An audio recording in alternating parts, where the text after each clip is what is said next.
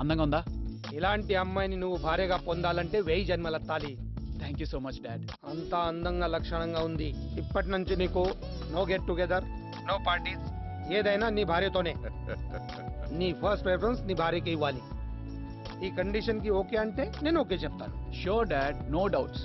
Okay, good boy. మీరు మీ అబ్బాయి చాలా క్లోజ్ ఫ్రెండ్స్ అనుకుంటాను. మా ఇంట్లో అందరం అంతేనండి, చిన్న పెద్ద తేడా ఉండదు. ఎవరన్ని పనుల మీద ఉన్నా నైట్ డిన్నర్ కి మస్ట్ అండ్ షుడ్గా అందరం కలుస్తాం.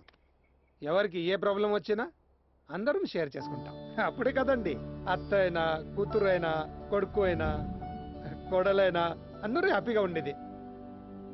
అని నేనే మాట్లాడుతున్నాను, మీరేం చెప్పట్లేదు. చూశారుగా నా ఫ్యామిలీ.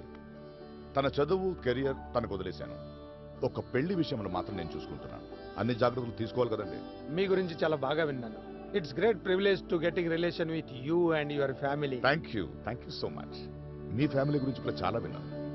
మీలాంటి మంచి ఫ్యామిలీలోకి నా కూతుర్ని పంపిస్తున్నందుకు నాకు చాలా సంతోషంగా ఉంది. ఓ వారం రోజుల మంచి ముహూర్తం చూసుకుని పెళ్లి జరిపించేద్దాం. బావగారు, ఒక 5 నిమిషాలు మీతో మాట్లాడాలి. కట్న కానుకల గురించి అయితే అక్కర్లేదు, ఇక్కడే మాట్లాడుకుందాం. మేమంతా ఒకటే. No, it's personal, please come. Why not? రండి, చెప్పండి. ఎలా చెప్పాలో అర్థం కావట్లేదు. ఏం లేదండి, ఈ సంబంధం కలుపుకోవడం మనకు హ్యాపీగానే ఉంది, కానీ అసలు వాళ్ళకి ఇష్టం లేనట్టుగా ఉంది. మీ ముఖంలో ఉన్న ఆనందం మీ అమ్మాయి ముఖంలో లేదు. లేదండి, ఒక చిన్న డిస్టర్బెన్స్ అయితే జరిగింది, బట్ ఇప్పుడంతా క్లియర్ అయిపోయింది. క్లియర్ అయిపోయిందని మనం అనుకుంటున్నాం, కానీ మీ అమ్మాయి ముఖంలో అది లేదు. ఈ రోజుల్లో కుర్రాళ్ళు ఎలా ఉన్నారు, పెళ్లి అయిన తర్వాత కూడా హైరాస్ చేస్తున్నారు. ఇలాంటివి మా ప్లేస్లో అయితే ఇంకా ఎక్కువ. మా అమ్మాయిని పెళ్లి చేసుకుని తీసుకెళ్ళాక ఆ కుర్రాడు అక్కడికి వచ్చి గొడవ చేస్తే లీగల్గా మాకు చాలా ప్రాబ్లమ్స్ వస్తాయి. ఇలాంటి ఇష్యూలు నేను చాలా చూశాను. మీరు మరీ ఎక్కువగా ఊహించుకుంటున్నారు. జరిగేదే ఊహించుకుంటున్నాను.